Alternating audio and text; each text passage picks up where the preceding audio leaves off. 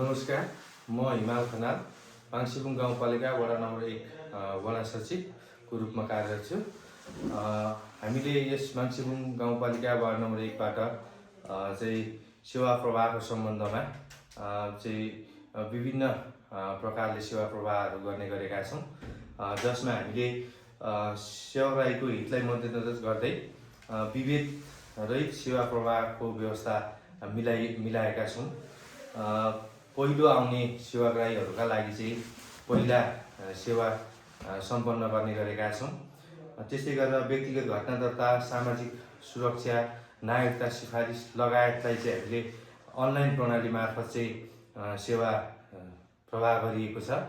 त्यसै गरेर योजना सम्झौतादेखि लिएर लगायत योजना अनुगमन, योजनाका विभिन्न कामकाजहरूको विषयमा चाहिँ वडाबाटै अधिकांश कामहरू चाहिँ हामीले वडाबाटै सेवा प्रवाह दिने गरेका छौँ। त्यस्तै गरेर सेवाग्राहीलाई अत्यन्तै सेवा लिँदाखेरि अन्य कार्यालयहरूमा आवश्यक कागजातहरू नपुग भएको अवस्थामा उनीहरूको समस्यालाई मध्यनजर गर्दै हामीले मेल मार्फत पनि विभिन्न कार्यालयहरूलाई मेल पठाइएर सेवालाई चाहिँ प्रभावकारी बनाउनको लागि, सहजताको लागि चाहिँ उक्त कामहरू पनि चाहिँ गर्ने गरेका छौँ।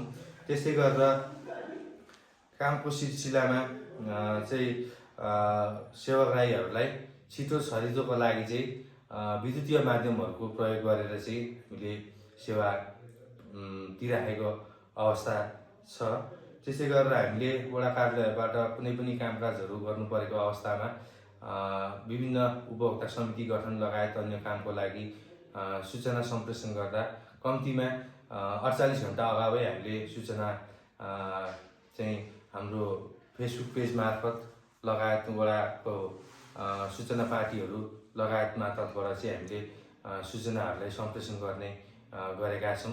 त्यस्तै गरेर सामाजिक सुरक्षा भत्तालाई हामीले ब्याङ्क प्रणाली मार्फत चाहिँ ब्याङ्किङ प्रणाली मार्फतबाटै वितरण गर्ने गरेको भए तापनि प्रत्येक त्रैमासिकमा एकपटक चाहिँ हामीले यस वडा कार्यालयबाटै अशक्त ज्येष्ठ नागरिक र यस वडा कार्यालयमा आएर लिनका लागि सहजताको लागि चाहिँ अपाङ्गहरूलाई मध्यनजर राख्दै सामाजिक सुरक्षा भत्ता वितरण पनि यस वडा कार्यालयबाटै चाहिँ प्रत्येक त्रैमासिकमा एकपटकका लागि चाहिँ वितरण गर्ने गरिएको छ।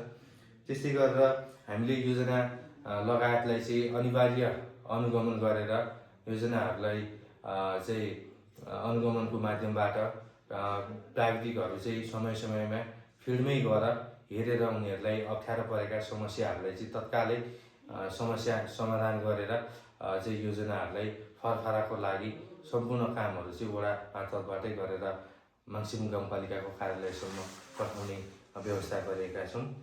त्यसै गरेर समय समयमा हामीले चाहिँ गाउँका जनगुनासोहरू सुन्ने, लिने र ती जनगुनासोहरूको आधारमा रहेर तत्काल सम्बन्धित निकायबाट समस्या समाधानको लागि चाहिँ पहल गर्ने गरी चाहिँ सेवा प्रवाह अगाडि बढाएका छौँ।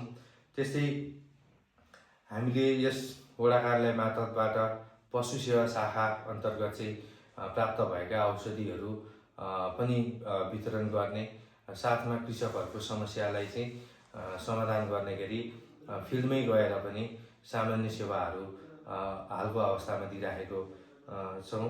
त्यस्तै गरेर सामाजिक सुरक्षा नवीकरणका लागि हामीले गत आर्थिक वर्षको नवीकरणमा चाहिँ विभिन्न टोलहरूबाट पनि नवीकरण गरेका थियौँ। त्यस्तै गरेर अन्य जिल्लाभन्दा यस इलाम जिल्लाभन्दा बाहिर बस्ने सेवाग्राहीहरूका लागि झापाको दमकबाट पनि 3 दिन शिविर सञ्चालन गरेर चाहिँ यो सामाजिक सुरक्षा चाहिँ बायोमेट्रिक रुजु गर्ने कार्यहरू चाहिँ हामीले दमकबाट पनि सेवा 3 दिनको लागि दिएका थियौँ। हालसम्म हाम्रो माङ्सिबुङ गाउँपालिका वार्ड नम्बर 1बाट चाहिँ सामाजिक सुरक्षा भत्ताका लागि ज्येष्ठ नागरिक भत्ता जम्माजम्मी हाम्रो 259 जनाले प्राप्त गरिरहनु भएको छ। यो चाहिँ हाम्रो आर्थिक वर्ष 82-83 को तेस्रो किस्ता वितरण गरिसक्दाखेरिको तथ्याङ्क अनुसार मैले यहाँ प्रस्तुत गरिराखेको छु। त्यसै गरेर ज्येष्ठ नागरिक भत्ता दलिततर्फ हाम्रो 14 जनाले चाहिँ भत्ता प्राप्त गरिरहनु भएको छ। त्यसै गरेर ज्येष्ठ नागरिक एकल महिला अन्तर्गत चाहिँ 31 जनाले हाम्रो सामाजिक सुरक्षा भत्ता लिइरहनु भएको छ। त्यस्तै विधवा महिला अन्तर्गत 24 जना रहेको छ। त्यस्तै पूर्ण अपाङ्गता भएका जम्मा 6 जनाले लिइराख्नु भएको छ। त्यस्तै अति अशक्त अपाङ्गता भत्ता 30 जनाले लिइराख्नु भएको छ भने हाम्रो दलित बालबालिका अन्तर्गत जम्मा 10 जनाले सेवा लिइराख्नु भएको छ, जसमा टोटल रकम हाम्रो तेस्रो त्रैमासिकमा 39,19,595 रुपियाँ चाहिँ हाम्रो टोटल रकम भुक्तानी गरिने गरिएको छ। त्यस्तै गरेर व्यक्तिगत घटना दर्तातर्फ हाम्रो जन्म दर्तामा जम्मा 69 जनाको जन्म दर्ता यो आर्थिक वर्षमा हालसम्ममा गरिएको छ। त्यसै गरेर मृत्यु दर्ता जम्मा 13 जनाको गरिएको छ। त्यसै विवाह दर्ता जम्मा 23 जना, बसाइसराई आएको 6 परिवार जम्मा सङ्ख्या 14 जना र गएको बसाइसराई जम्मा 15, दर्ता सङ्ख्या 15 र बसाइसराई जाने सदस्य सङ्ख्या 44 जना रहेको छ। यस्तै घटना दर्तातर्फ हामीले 144 वटा काम गरेका छौँ। त्यस्तै गरेर घटना दर्ता प्रतिलिपितर्फ यस माङ्सेबुङ गाउँपालिका वार्ड नम्बर 1 मा जन्म दर्ता प्रतिलिपिमा 100, मृत्यु दर्ता प्रतिलिपिमा 12, विवाह दर्ता प्रतिलिपिमा 20, बसाइसराई प्रतिलिपि 10 र सम्बन्ध विच्छेद 1 गरेर हामीले यो घटना दर्ता व्यक्तिगत घटना दर्ता प्रतिलिपि गरेका छौँ। त्यसै गरेर हाम्रो माङ्सेबुङ गाउँपालिका वार्ड नम्बर 1 को आर्थिक वर्ष 2082-83 अन्तर्गत हालसम्म हामीले विभिन्न शीर्षकहरू गरेर मालपोत, व्यवसाय कर, सिफारिस दस्तुर, व्यक्तिगत घटना दर्ता दस्तुर, नाता प्रमाणित, व्यवसाय रजिस्ट्रेसन लगायत अन्य क्षेत्रको आय अन्तर्गत हामीले जम्मा यस वर्षको वार्षिक आय 4,97,322 रुपियाँ चाहिँ हाम्रो वार्षिक आम्दानीको रूपमा माङ्सेबुङ गाउँपालिकाको राजस्व खातामा जम्मा गरिएका छौँ। त्यसै गरेर हामीले सुशासनलाई प्रवर्धन गर्न गरिएका प्रयासहरू चाहिँ हामीले हालसम्म जनसहभागितामूलक व्यवस्थाको अभ्यास, नागरिक बडापत्रको व्यवस्था, साथै उजुरी पेटिकाको व्यवस्था गरेका छौँ। त्यस्तै सूचना पार्टी मार्फत चाहिँ हामीले सूचनाको सम्प्रेषणहरू गरिराखेका छौँ। त्यसै गरेर यस वडाको सूचना सेवा प्रवाहको विषयमा सामाजिक सञ्जाल मार्फत चाहिँ सूचना प्रवाह गर्ने गरिएको छ। त्यस्तै जनउत्तरदायी सरकार सञ्चालनको प्रयासहरू गरिएको छ, जवाफदेही शासन सञ्चालनको प्रयासहरू गरिएको छ।